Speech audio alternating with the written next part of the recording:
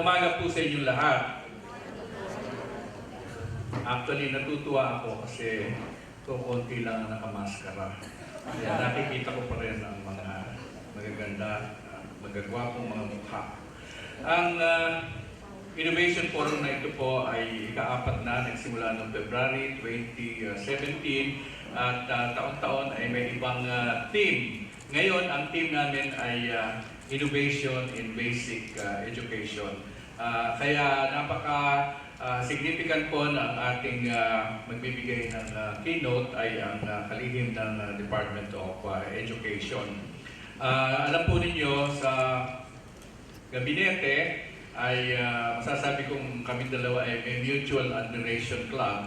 Pagka po nagkaroon ng proposal ng DepEd, lalo na yung may kinalaman sa science and math education, ako yung kauna-una ang agad nagchuchuwa-riwa-riwa pa supporting the proposal.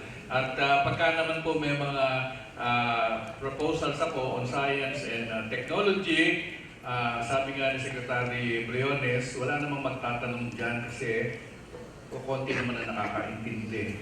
So, but anyway, alam po ninyo, may dalawang programa, siguro makabanggitin ito ni Secretary Briones na talagang gusto-gusto namin makisuporta. Ito po yung kanilang programa sa last mile education, which is really more on access. And of course, the other one, which is I think very, very important, is the sulong edukalidad. Okay, and this is really where these innovations in basic education will fit very well.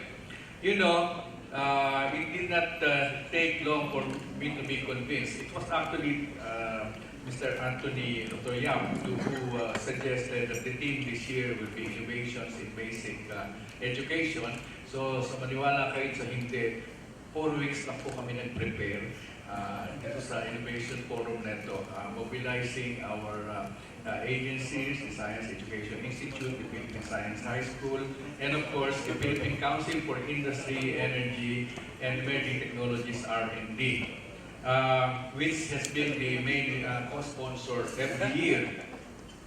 It is not very difficult for me to relate with this forum because I just like Secretary Briones, have been long-time educators, and we practically grew up here in the UP DILIMAN campus, grew up and grew old. I remember we had that innovation coming from the College of Public Administration, which we copied at the College of Engineering. So they went to the Board of Regents, and Dr. Grace knows this, to rename the College of Public Administration into the National College of Public Administration. From the SIPAG, it became NSIPAG. Kami naman, gumaya kami dahil we thought that at engineering, our graduate school should be named national. So we came up with the name National Graduate School of Engineering. Pero hindi naman masyadong ginagamit, no? Dahil mas kilala nila as the College of Engineering. Now, today we are already talking of 21st century education. Okay? Aaminin ko na siguro dun sa mga exhibit na nakita ko, mas nakaka-relate ako dun sa exhibit ng Congressional School ng Cavite na dinedemonstrate nila yung mga konsepto sa physics sa pamamagitan ng mga larong Pilipino. Okay? Yung tumpang preso, patintero, ano pa ba yung nakita natin kanina doon? Luksong baka at iba't iba pa na i-demonstrate yung mga iba't ibang konsepto. But you can see, and I really encourage you to take a look at the innovations that are being shown in a few selected exhibits that we chose, featuring first innovations in the teaching learning process. The other one would be innovations that are coming out of the basic education system, particularly since there has been this STEM track, okay, which is, I think, incorporating a lot of research now in the senior high school level. So, don't be surprised to see that even from our high school students, we have very interesting technology and innovation outputs. I think most of them are patentable, okay, and many among them can be commercially viable. So we have this exhibit from Congressional High School in Dasmariñas, Cavite. Yun yung demonstration ng mga PC concepts using the Filipino games. Meron tayong exhibit ng Ramon Magsaysay High School sa Cubao, where the grade 11 students came up with very significant innovation sa pamamagitan lang ng dalawang guantes, okay, na may mga sensors ay makaka-communicate na yung mga deaf-mute, okay, sa mga tao na hindi deaf-mute, okay, and vice versa, yung mga tao makukuha nila yung messages ng deaf-mute by converting voice, okay, to readable forms, or by translating motion into messages. Okay. Then we have examples of new innovations that has something to do with monitoring the quality of water to various interested, shall we say, sectors, doon sa mga scientists o kaya naman doon sa mga ordinary users of water. Meron tayong mga new materials that are shown coming from very innovative sources. And from the shall we say, the education side, we have an innovation, for example, on how to teach, okay, biotechnology, DNA, etc., to students using their developed software. And I told them that I think we can adapt this for mass educating teachers, not for an advanced degree, but just to add on to their knowledge these developments in biotechnology. And of course, we went into partnership into some suppliers of technology in learning, just to show us what we mean by the innovations for 21st century education. We have also an example of an innovation done by our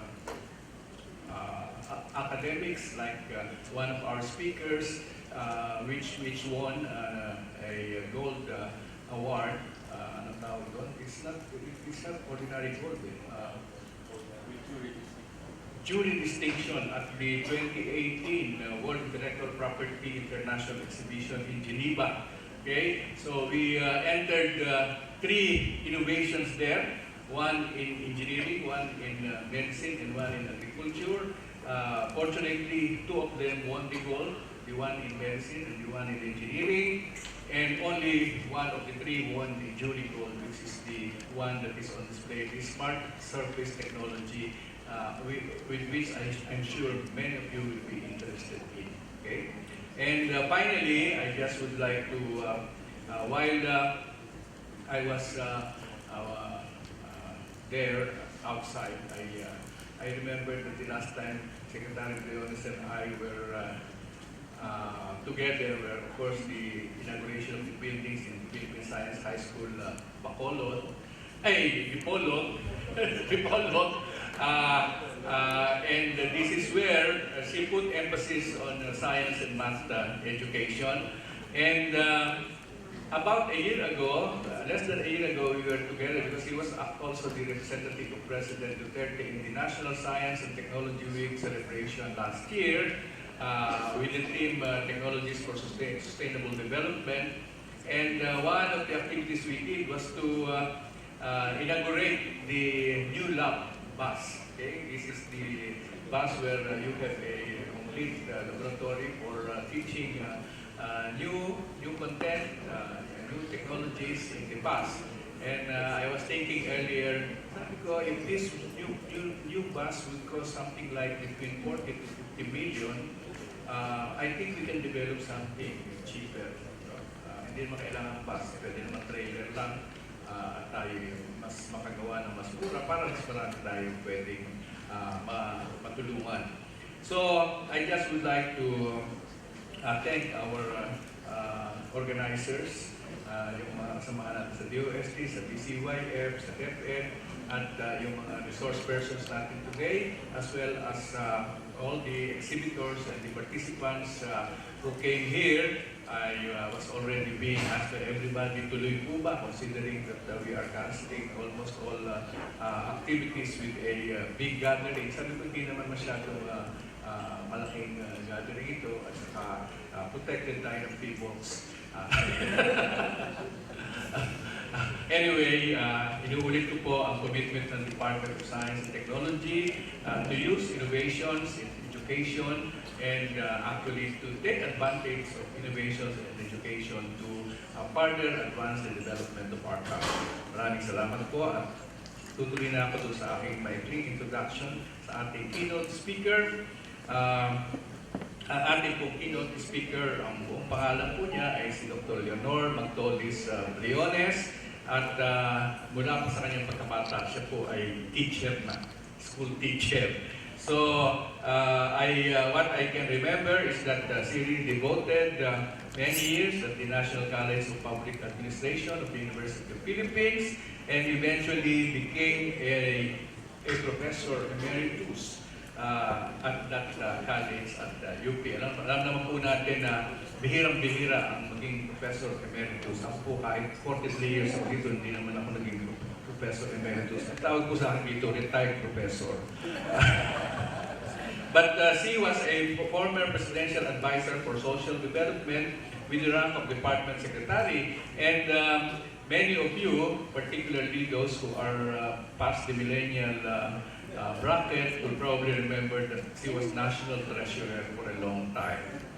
Of course, her background are from DILIMAN University and of course UP, but she acquired postgraduate diploma with honors at the Leeds University in England, and also further studies in the United States, where she got a certificate in policy for public enterprise from the Harvard Institute for International Development at Harvard University.